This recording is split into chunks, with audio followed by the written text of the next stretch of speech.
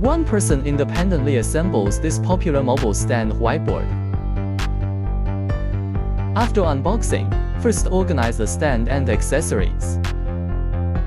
Unscrew the connecting screws from the two horizontal crossbars. Attach the bottom crossbar to the T-shaped base. Ensure the grooves on the T-shaped base face inward.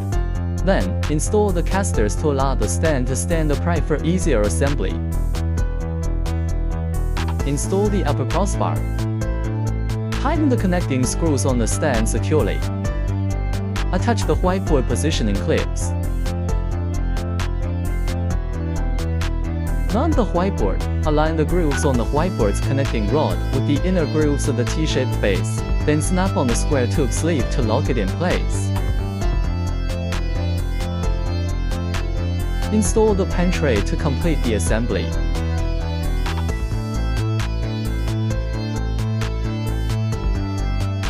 Finally, let's take a look at the finished product.